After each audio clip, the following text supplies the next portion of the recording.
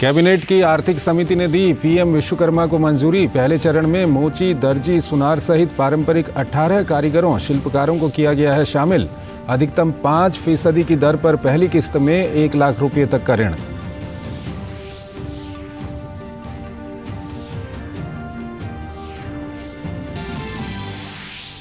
Railway के 7 नए projects को भी कैबिनेट की आर्थिक समिति की मंजूरी। 32,500 करोड़ रुपए की अनुमानित लागत से अतिव्यस्त खंडों पर होगा ढांचागत विकास। 9 राज्यों के 35 जिलों में फैली है योजना, रोजगार सृजन भी होगा।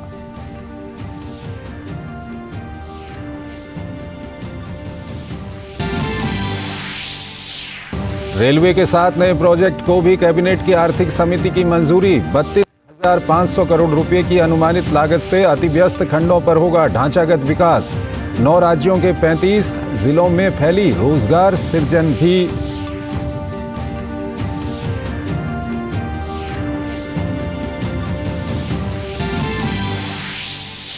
पीएम ई बस सेवा को भी मिली मंजूरी। 10,000 ई बसों के साथ देश के 169 शहरों में सिटी बस संचालन का विस्तार। ग्रीन मोबिलिटी इंफ्रा विकास के लिए राज्यों को मदद। 4,903 करोड़ रुपए परिव्यय के साथ डिजिटल इंडिया को विस्तार।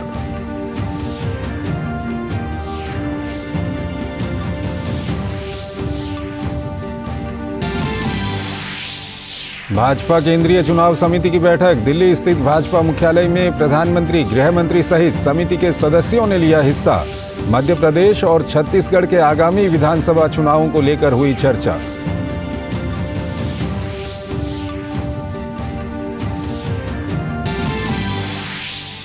हिमाचल प्रदेश में बारिश, भूस्खलन से बीते 3 दिन में 71 लोगों ने गंवाई जान। शिमला के समर हिल स्थित शिव मंदिर के मलबे से एक और शव बरामद। मरने वालों की संख्या बढ़कर हुई 13। कांगड़ा बाढ़ प्रभावित क्षेत्र का मुख्यमंत्री ने किया हवाई सर्वे।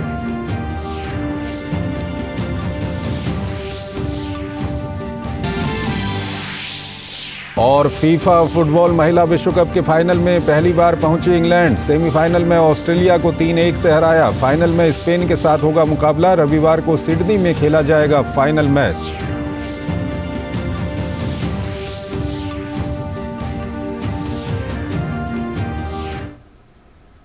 नमस्कार, डीडी न्यूज में आपका स्वागत है। मैं हूं चंद्रशेखर जोशी और आइए अब खबरों को विस्तार से देखते हैं। परंपरागत तरीके से सदियों से पीढ़ी दर पीढ़ी हुनर का काम करने वालों की मोदी सरकार ने चिंता की है। ऐसे छोटे छोटे कारीगरों और शिल्पकारों के लिए पीएम मोदी ने कल ही विश्वकर्मा योजना की बात कही थी और आज मोदी कैबिनेट ने इसे मंजूरी दे दी है। इस योजना के तहत 30 लाख परिवारों को फायदा पहुंचेगा, जिसके तहत न सिर्फ लोगों का कौशल विकास होगा बल्कि उत्पादों को मार्केट की उपलब्धता से आर्थिक तरक्की भी मिलेगी। इस विश्वकर्मा जयंती पर हम करीब 13-15 हजार करोड़ रुपया से जो परंपरागत कौशल्य से रहने वाले लोग, जो औजार से और अपने हाथ से काम करने वाला वर्ग है, ऐसे लोगों को एक नई ताकत देने के लिए हम आने वाले महीने में विश्वकर्मा जयंती पर विश्वकर्मा योजना लॉन्च करेंगे। मंगलवार को लाल किले की प्राचीर से प्रधानमंत्री नरेंद्र मोदी ने पारंपरिक शिल्प कौशल में कुशल व्यक्तियों को लाभ पहुंचाने के लिए विश्वकर्मा योजना की घोषणा की थी। इस घोषणा के अगले ही दिन कैबिनेट की बैठक में योजना को मंजूरी दे दी गई। कैबिनेट की बैठक के बाद हुई प्रेस कॉन्फ्रेंस में केंद्रीय मंत्री अश्विनी वैष्णव ने इस फैसले का ऐलान किया। 13,000 करोड़ के लेआउट से शुरू हो रही इस योजना में पहले चरण में विश्वकर्मा समाज के लोगों को 1 लाख तक का ऋण दिया जाएगा। योजना के तहत दूसरे चरण में 2 लाख तक का लोन दिया जाएगा। इसमें अधिकतम ब्याज 5% रहेगा।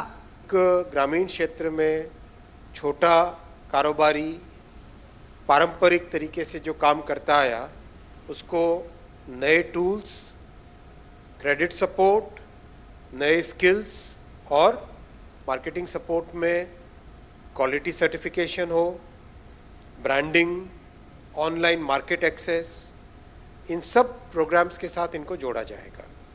सरकार के मुताबिक इस योजना से पारंपरिक शिल्प कौशल में कुशल व्यक्ति, विशेष रूप से अन्य पिछड़ा वर्ग समुदाय को लाभ होगा। इसके तहत बुनकरों, सुनारों, लोहारों, लॉन्ड्री वर्कर, नाई और ऐसे परिवारों को विश्वकर्मा योजना के माध्यम से सशक्त बनाया जाएगा।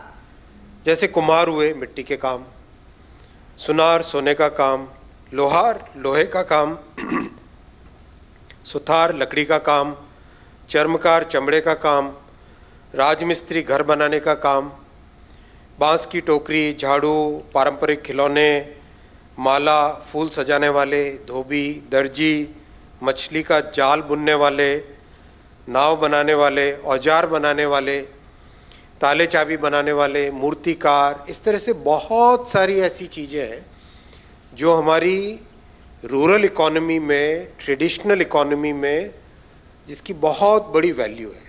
योजना के तहत जिन लोगों को फायदा पहुंचेगा, उन लोगों ने इस पर खुशी जताई है। एक बहुत ही अच्छी योजना है और ये गांव में बहुत बड़ा आर्थिक संबल प्रदान करेगा और उनको खुद का बिजनेस स्टैब्लिश करने के लिए एक आर्थिक मदद प्रदान करेगा। आज तक संभवतः यह पहली सरकार है जिसने विश्वकर्मा समाज के लिए कुछ सोचा है और कुछ स्पेशल योजना लेकर के आई है। इसमें जो कुम्हार तबके के लोग हैं, जो शिल्पकार हैं, मूर्तिकार हैं, मतलब जो छोटे जितने भी कामगार हैं जिन्हें पूंजी का अभाव है और उन्हें अगर पूंजी मुहैया कराया जाएगा तो स्वतः आत्मनिर्भर होंगे। इस योजना का लाभ लेकर के इनके जीवन में निश्चित तौर पर बदलाव आएगा और सकारात्मक बदलाव आएगा। जब उनको कोई मदद करने वाला नहीं है और सरकार कोई ऐसी योजना ला रही है जो उन लोगों के लिए है, शिल्पी समाज के लिए, विश्वकर्मा समाज के लिए है, तो उनको ज़्यादा से ज़्यादा फायदा मिलेगा और समाज में एक विकास के धारा से वो मुख्य धारा से जुड़ जाएगा। केंद्र की नरेंद्र मोदी सरकार समाज के पिछड़े तबकों के कल्याण के लिए तमाम कदम उठा रही है। इनमें पीएम स्वनिधि योजना और मुद्रा योजना जैसी अहम योजनाएं शामिल हैं। विश्वकर्मा योजना भी सरकार के इन्हीं प्रयासों का हिस्सा है। ऋषि कुमार के साथ bureau report, DD news. Modi सरकार ने जहां आज विश्वकर्मा योजना की शुरुआत की, तो वहीं कई और बड़ी योजनाओं की शुरुआत भी की है। कैबिनेट ने पीएम ई बस योजना से शहरों में ग्रीन मोबिलिटी बढ़ाने का काम किया है, तो इस फैसले से पर्यावरण संरक्षण का काम भी किया है। मोदी सरकार ने रेलवे के साथ नए प्रोजेक्ट से पूर्वी भारत में कनेक्टिविटी बढ़ाने की बड़ी लकीर खींची है, तो डिजिटल इंडिया योजना के विस्तार को भी मंजूरी देकर आम आदमी को सशक्त करने का काम किया है। प्रधानमंत्री नरेंद्र मोदी की अध्यक्षता में केंद्रीय कैबिनेट की बैठक में बुधवार को कई महत्वपूर्ण फैसले लिए गए। देश में ग्रीन मोबिलिटी को बढ़ावा देने के लिए सरकार ने पीएम ई बस सेवा को मंजूरी दे दी। बैठक के बाद फैसले की जानकारी देते हुए सूचना और प्रसारण मंत्री अनुराग सिंह ठाकुर ने कहा कि परियोजना पर 57,000 करोड़ रुपए से ज्यादा रुपए खर्च किए जाएंगे। भारत के शहरों के लिए ग्रीन मोबिलिटी को मद्देनजर रखते हुए, पर्यावरण को ध्यान में रखते हुए, वर्तमान और भविष्य के ट्रांसपोर्टेशन के लिए एक बहुत महत्वपूर्ण निर्णय किया गया है जो ministry of housing and urban affair से जुड़ा हुआ है। पीएम ई बस सेवा की मंजूरी दी गई है और पीएम ई बस सेवा पर 57,613 करोड़ रुपए खर्च किए जाएंगे। 10,000 नई इलेक्ट्रिकल बसेस की सेवाएं उपलब्ध करवाई जाएंगी। यह योजना 3 लाख से 40 लाख तक की आबादी वाले शहरों को कवर करेगी। इस योजना के तहत पब्लिक प्राइवेट पार्टनरशिप मॉडल पर 10,000 ई बसों का संचालन किया जाएगा। 5 लाख से कम जनसंख्या वाले शहरों को 50 बसेस मिलेंगी।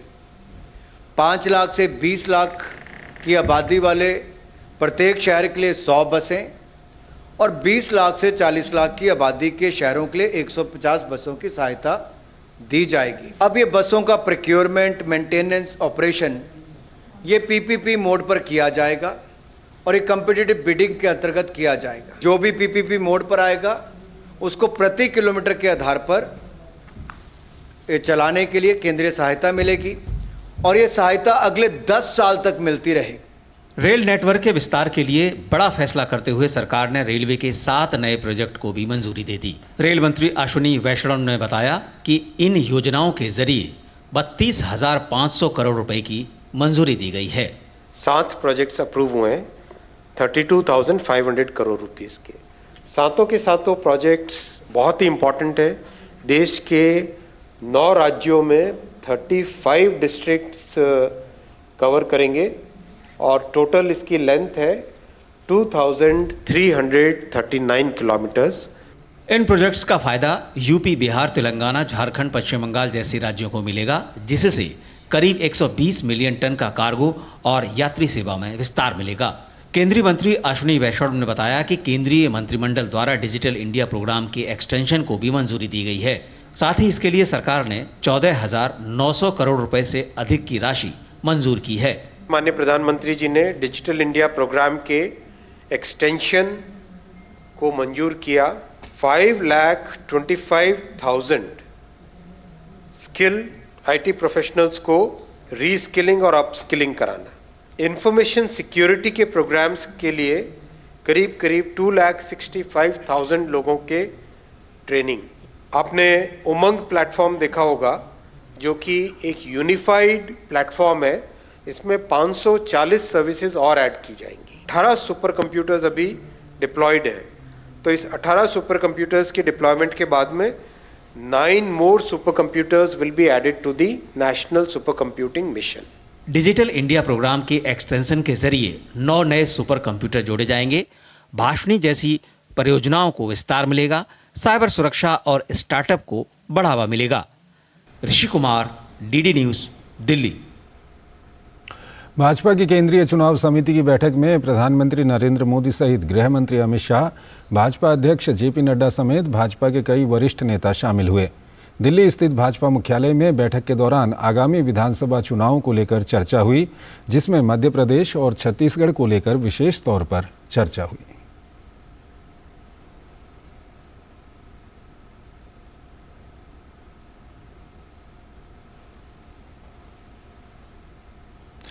अमेरिकी कांग्रेस के एक प्रतिनिधिमंडल ने प्रधानमंत्री नरेंद्र मोदी से मुलाकात की। पीएम मोदी ने अमेरिकी प्रतिनिधिमंडल से मुलाकात पर खुशी जताई।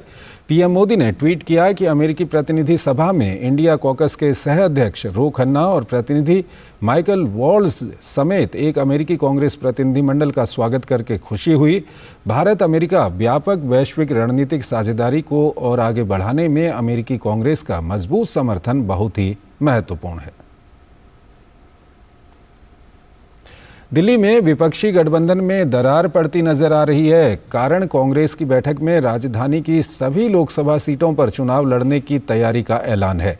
दिल्ली में कांग्रेस नेतृत्व की एक अहम बैठक हुई। इसमें पार्टी अध्यक्ष मल्लिकार्जुन खड़गे, राहुल गांधी, KC वेणुगोपाल समेत अन्य वरिष्ठ नेता शामिल थे।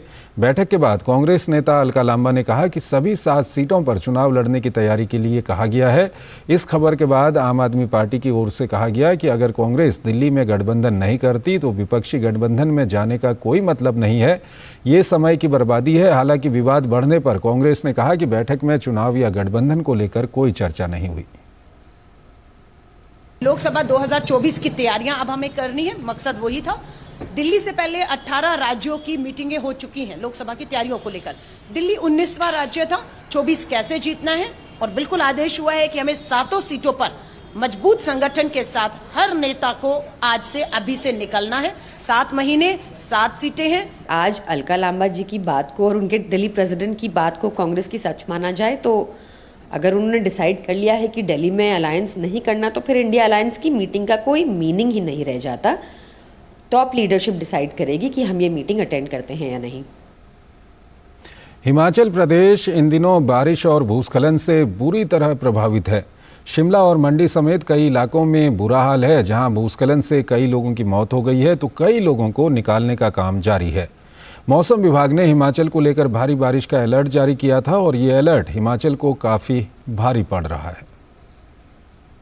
हिमाचल की राजधानी में भूस्खलन का एक और नया खतरा खड़ा हो गया है। शिमला में हिमलैंड क्षेत्र में आशंका के चलते एक बहुमंजिला इमारत को खाली करवा लिया गया है। दूसरी ओर समर हिल क्षेत्र के भूस्खलन प्रभावित शिव मंदिर के मलबे को हटाने का काम तीसरे दिन भी जारी रहा। अब तक कुल 13 शव मलबे से निकाले जा चुके हैं। घटना में एक ही परिवार के 3 पीढ़ी के 5 सदस्यों ने जान गंवा दी है। सोमवार को बारिश के बाद हुए भूस्खलन में शिव मंदिर मलबे में तब्दील हो गया था। आशंका जताई जा रही है कि दुर्घटना के वक्त मंदिर में 20 लोग मौजूद थे। जो लोकल लोगों से कुछ कंफर्म हुआ है उसके हिसाब से 21 के आसपास ये बताया जा रहा है कि 21 के आसपास यहाँ पे बॉडीज़ हो सकती हैं, जिसमें से जो 12 बॉडीज़ हैं वो हमने पिछले जो 2 दिनों में रिकवर की है। तो अभी हमारा ये सर्च एंड रेस्क्यू ऑपरेशन चल रहा है। राज्यपाल शिव प्रताप शुक्ल और राज्य सरकार में मंत्री विक्रमादित्य ने कृष्णा नगर वार्ड क्षेत्र का दौरा किया। कृष्णा नगर में स्लॉटर हाउस के पास पहाड़ खिसकने से 4 से 5 मकान पूरी तरह से ध्वस्त हो गए। मंगलवार शाम ये हादसा सामने आया था। शहर के भीड़ भाड़ वाले इलाके में से एक है कृष्णा नगर। भूस्खलन के बाद आसपास के जिन घरों में दरारें आई हैं, वहां रहने वाले लोगों को सुरक्षित स्थानों पर पहुंचा दिया गया है। फिलहाल 250 लोग राहत शिविर में शरण लिए हुए हैं। एक राज्य के प्रमुख होने के नाते मैं भी हूँ, मुख्यमंत्री भी कहीं और गए हैं, मंत्री हमारे साथ ही हैं, सब लोग मिलजुल करके काम कर रहे हैं और जितना जल्दी होगा उसको हम रिलीफ कर करके उसको पूरा करेंगे।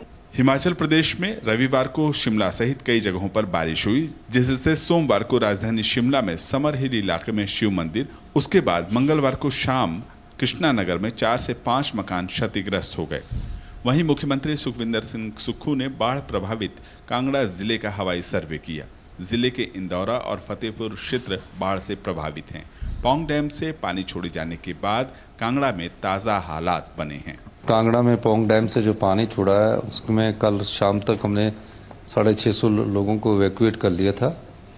अब ये देख रहे हैं कि अब कितने लोगों को और रेस्क्यू करना है। हमारा जुलाई में 7, 8, 9 तारीख को जो बारिश हुई थी उससे कई गुना ज़्यादा नुकसान हमारा ये 13, 14 और 15 को हुआ है। इसमें 71 जो डेथ है वो अभी तक हमारे पास रिपोर्टेड है और ओवरऑल जो है अभी तक हमारा 7,500 करोड़ रुपए का जो नुकसान का जो आंकलन हमारे पास आ चुका है। कांगड़ा में सेना, एनडीआरएफ सहित एसडीआरएफ बचाव कार्य में जुटी हुई है। वहीं एयरफोर्स के 2 MI हेलीकॉप्टर भी राहत कार्य में जुटे हैं। मुख्यमंत्री ने अनुमान जताया कि राज्य को करीब 10,000 करोड़ रुपए का नुकसान हुआ है। वहीं राज्य के कुल 12 जिलों में से 11 जिलों में कई सड़कें प्रभावित हैं। 4 राष्ट्रीय राजमार्गों के अलावा कई संपर्क मार्ग पर यातायात सुचारू करने का कार्य जारी है। हिमाचल प्रदेश तकनीकी विश्वविद्यालय हमीरपुर ने राज्य के ताज़ा हालात के मद्देनजर प्रस्तावित स्पॉट काउंसलिंग शेड्यूल को फिलहाल रद्द कर दिया है। शिमला से संजय प्रताप सिंह के साथ bureau report, DD news. Bharat की G20 अध्यक्षता के तहत लगातार हो रही बैठकों में अहम मुद्दों पर चर्चाओं के दौर में तेजी आ गई है। इसी कड़ी में आज बेंगलुरु में G20 डिजिटल आर्थिक कार्य समूह की 3 दिवसीय बैठक की शुरुआत हुई। इसके अलावा दिल्ली में आज से इंडिया इंटरनेशनल सेंटर में G20 फिल्म फेस्टिवल की शुरुआत हो गई। आइए जानते हैं आज पूरे दिन क्या रहा खास G20 से जुड़ी इन बैठकों और आयोजनों में। बेंगलुरु में G20 डिजिटल आर्थिक कार्य समूह की 3 दिवसीय बैठक की शुरुआत हो गई। इलेक्ट्रॉनिक्स और सूचना प्रौद्योगिकी मंत्रालय के सचिव अलकेश कुमार शर्मा ने बैठक की औपचारिक शुरुआत की। उन्होंने कहा कि G20 अध्यक्षता के तहत प्रधानमंत्री नरेंद्र मोदी के नेतृत्व में भारत सुरक्षित डिजिटल बुनियादी ढांचे की जरूरत पर खास जोर देता आया है। G20 अध्यक्षता के तहत डिजिटल अर्थव्यवस्था के लिए बुनियादी ढांचा, साइबर सुरक्षा और डिजिटल स्किलिंग की प्राथमिकता पर तेजी से काम किया जा रहा है। In our deliverables under DEWG this year, our conversations on digital skilling took a leap forward, conceptualizing a roadmap for cross-border recognition of digital skills. For the first time, we initiated the discourse on one of our flagship deliverables, that is digital public infrastructure. वहीं गुजरात के गांधीनगर में G20 health minister की बैठक की शुरुआत होने जा रही है। 17 से 19 अगस्त तक चलने वाली बैठक के एजेंडे के बारे में प्रेस वार्ता के दौरान स्वास्थ्य मंत्रालय के अतिरिक्त सचिव लव अग्रवाल ने कहा कि स्वास्थ्य के क्षेत्र में तकनीक का उपयोग देश की प्राथमिकताओं में से एक है, जिसको G20 अध्यक्षता के तहत भी आगे बढ़ाया जा रहा है। हम सबको मालूम है कोविड के समय में जब हम सब लोग अपने अपने घरों में हेल्थ के इन्फेक्शन रिलेटेड चैलेंज की वजह से बाहर नहीं आ पा रहे थे, तब भी हेल्थ की समस्या थी। उसको हम कैसे मैनेज करें, तब ई संजीवनी, टेलीमेडिसिन और नहीं तो हमने अपने आस के पड़ोस के डॉक्टर से फोन पे ही कुछ गाइडेंस लेके भी अपने हेल्थ रिलेटेड चैलेंजेस को देखा। यानी कि टेक्नोलॉजी का इस्तेमाल, कैसे टेक्नोलॉजी को हम हेल्थ में इस्तेमाल करके अपने हेल्थ इंफ्रास्ट्रक्चर को इफिशिएंट बनाए, कैसे इनोवेशन को अपने हेल्थ सिस्टम में लेके इंटीग्रेट करके हम यूनिवर्सल हेल्थ केयर को अचीव करें। वहीं इस बार पहली बार WHO और आयुष मंत्रालय मिलकर पहले पारंपरिक चिकित्सा वैश्विक शिखर सम्मेलन की मेजबानी भी करने जा रहे हैं, जो अपने आप में पहले तरह का आयोजन होगा। This is the biggest ever event on traditional medicine across the globe. बहुत बड़ी है और ये G20 के को ब्रांडेड इवेंट के रूप में भारत सरकार इसको सहयोग कर रहे हैं, एक साथ हो रही है। इसकी विशेष बात क्या है कि ये विश्व भर से लगभग 90 से ज़्यादा देशों से इसमें प्रतिनिधि आए हैं। 12 देशों से इसके हाई लेवल डेलीगेशंस आए, headed by their health ministers. Gandhinagar में विश्व स्वास्थ्य संगठन की ओर से आयोजित होने वाले पारंपरिक चिकित्सा वैश्विक शिखर सम्मेलन से पहले WHO के महानिदेशक डॉक्टर टेड्रोस ने गांधीनगर के आदराज मोटी हेल्थ एंड वेलनेस सेंटर का दौरा किया। इस दौरान उन्होंने स्वास्थ्य कर्मियों से बातचीत की और परिसर में एक तुलसी का पौधा भी लगाया। डॉक्टर टेड्रोस ने भारत के कोविड प्रबंधन और टीकाकरण की तारीफ करते हुए प्राथमिक स्वास्थ्य क्षेत्र में भारतीय निवेश को दुनिया भर के देशों के लिए एक नजीर बताया। The investment in primary healthcare in Ayushman Bharat by the government of India is the right investment, and that's what we're asking all countries to really focus. COVID is behind us, and India did its best. वहीं दिल्ली में आज से India international centre में G20 film festival की शुरुआत हो गई। समारोह की शुरुआत सत्यजीत रे की मशहूर फिल्म पाथेर पंचाली से हुई। बेंगलुरु से आयशा खानम, गांधीनगर से नितेंद्र सिंह और दिल्ली से विशाल बैरिस्टो के साथ ब्यूरो रिपोर्ट, DD न्यूज। और आइए बात करते हैं चंद्रयान मिशन की। आज का दिन हम सबके लिए बेहद अहम साबित हुआ है। आज हम चंद्रमा के और नज़दीक पहुंच गए हैं। जी हां, चंद्रयान 3 अब चंद्रमा से कुछ किलोमीटर ऊपर है। आज सुबह करीब 8:30 बजे इसरो ने चंद्रयान की कक्षा कम करने की प्रक्रिया को पूरा किया। इसके लिए कम समय के लिए सफलतापूर्वक फायरिंग की गई, जिससे चंद्रयान 153 किलोमीटर गुणा 163 किलोमीटर की कक्षा में पहुंच गया। इसके साथ ही चंद्रमा की कक्षा कम करने की प्रक्रिया पूरी हुई। दूरी कम करने की इस प्रक्रिया को ऑर्बिट सर्कुलराइजेशन कहते हैं। इसरो और चंद्रयान के लिए कल का दिन महत्वपूर्ण है। कल प्रोपल्शन मॉड्यूल से लैंडर मॉड्यूल को अलग किया जाएगा। इसके बाद दोनों मॉड्यूल अपनी यात्रा पर आगे बढ़ेंगे। अंतरिक्ष में हिंदुस्तान की इस उड़ान पर दुनिया भर की निगाहें टिकी हुई हैं। उम्मीद यही है कि 23 अगस्त को चांद के दक्षिणी ध्रुव पर चंद्रयान 3 सॉफ्ट लैंडिंग करेगा और भारत ऐसा करने वाला दुनिया का पहला देश बन जाएगा। विज्ञान और प्रौद्योगिकी राज्य मंत्री डॉक्टर जितेंद्र सिंह ने इसरो की इस सफल प्रक्रिया पर खुशी जताई। चंद्रयान की यात्रा को सारा विश्व इस वक्त बड़ी उत्सुकता के साथ देख रहा है और ये सुखद समाचार ये है कि जो उसका फाइनल लूनर मनूवर था आज वो मुकम्मल हो गया। अबाउट 143 बाई 153 और बाई 163 किलोमीटर ऑर्बिट चंद्रमा के इर्द गिर्द चंद्रयान 3 पहुंच चुका है। अब अगला उसका माइलस्टोन या महत्वपूर्ण जो उसका पड़ाव रहेगा वो रहेगा कि जो लैंडर मॉड्यूल प्रोपल्शन मॉड्यूल से बाहर निकलेगा और हमारी अपेक्षा है कि ये 17 अगस्त के लगभग होना चाहिए ऐसा। उसके उपरांत साउथ पोल के नज़दीक जाकर के वो एग्जैक्ट उस स्थान की शनाख्त करेगा। मणिपुर में केंद्रीय सुरक्षा बलों और राज्य पुलिस ने मिलकर कई स्थानों पर तलाशी अभियान चलाया। सुरक्षा बलों ने पिछले एक दिन में विष्णुपुर और इम्फाल पश्चिम जिलों से 8 हथियार, 112 गोला बारूद और 6 विस्फोटक सामग्री बरामद किए हैं। सुरक्षा बलों की तलाशी अभियान के दौरान 6 बंकरों को ध्वस्त कर दिया गया। गणतंत्र दिवस 2024 के अवसर पर घोषित किए जाने वाले पद्म पुरस्कार 2024 के लिए ऑनलाइन नामांकन सिफारिश की प्रक्रिया 1 मई 2023 को शुरू हो चुकी है। पद्म पुरस्कारों के लिए नामांकन की अंतिम तिथि 15 सितंबर 2023 है। पद्म पुरस्कारों के लिए नामांकन सिफारिशें राष्ट्रीय पुरस्कार पोर्टल awards.gov.in पर ऑनलाइन प्राप्त की जाएंगी। केंद्रीय गृह मंत्रालय ने आम जनता से पुरस्कारों के लिए नामांकन और सिफारिशें भेजने की अपील की है। पद्म पुरस्कार देश के सर्वोच्च नागरिक सम्मानों में से एक हैं। इनमें पद्म विभूषण, पद्म भूषण और पद्मश्री शामिल हैं। हर साल गणतंत्र दिवस के मौके पर इसकी घोषणा की जाती है।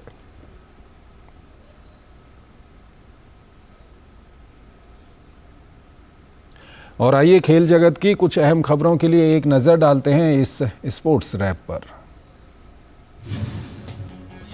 पेरिस में चल रहे तीरंदाजी विश्व कप स्टेज 4 में भारत की कंपाउंड पुरुष टीम ने फाइनल में जगह बना ली है। भारत के ओजस देवताले, अभिषेक वर्मा और प्रथमेश जावकर की तिकड़ी ने सेमीफाइनल में दक्षिण कोरिया को रोमांचक शूट ऑफ में हराने में सफलता पाई। अब भारतीय कंपाउंड टीम फाइनल मैच में विश्व के नंबर 1 अमेरिका से भिड़ेगी। भारत की महिला टीम ने भी तीरंदाजी विश्व कप स्टेज 4 के फाइनल में जगह बना ली है। भारत की ज्योति वेन्नम, अदिति स्वामी और परनीत कौर की तिकड़ी ने सेमीफाइनल में ब्रिटेन को 234-233 अंक से हराया। अब शनिवार को होने वाले फाइनल में भारतीय महिला टीम मैक्सिको के खिलाफ मैदान पर उतरेगी। अंडर 20 कुश्ती विश्व चैंपियनशिप के दूसरे दिन भारतीय दल ने 2 पदक अपने नाम कर लिए। दिन का पहला पदक भारत के टॉप एथलीट सागर जगलान के नाम रहा। उन्होंने फ्री स्टाइल स्पर्धा के 79 किलोग्राम भार वर्ग में रजत पदक अपने नाम कर लिया। वहीं दीपक चहल ने 97 किलोग्राम भार वर्ग के फ्री स्टाइल प्रतियोगिता में कांस्य पदक पर अपना कब्जा जमा लिया। फीफा महिला विश्व कप के फाइनल में पहुंचने के बाद स्पेन की टीम खिताबी मैच के लिए सिडनी पहुंच गई है। मंगलवार को खेले गए विश्व कप के पहले सेमीफाइनल में स्पेन ने हाई रैंकिंग टीम स्वीडन को 2-1 से हराकर सबको चौंका दिया। पहली बार विश्व कप के फाइनल में पहुंची स्पेन की कोशिश अपनी जीत के सिलसिले को जारी रखते हुए खिताब अपने नाम करने की होगी। इंग्लैंड ने महिला फीफा विश्व कप के फाइनल में प्रवेश कर लिया है। टूर्नामेंट के दूसरे सेमीफाइनल में इंग्लैंड ने ऑस्ट्रेलिया को 3-1 के अंतर से हरा दिया। विश्व कप के खिताबी मैच में रविवार को इंग्लैंड का सामना पहली बार फाइनल में पहुंची स्पेन से होगा। इंग्लैंड के दिग्गज क्रिकेटर बेन स्टोक्स ने वनडे क्रिकेट में संन्यास के बाद वापसी की है। स्टोक्स ने पिछले साल वनडे फॉर्मेट में संन्यास लिया था, लेकिन अब वे वापसी के लिए तैयार हैं। इंग्लैंड ने स्टोक्स को न्यूजीलैंड के खिलाफ होने वाली वनडे सीरीज के लिए टीम में जगह दी है। तो इस बुलेटिन में फिलहाल इतना ही। आप बने रहिए डीडी न्यूज़ के साथ। नमस्कार।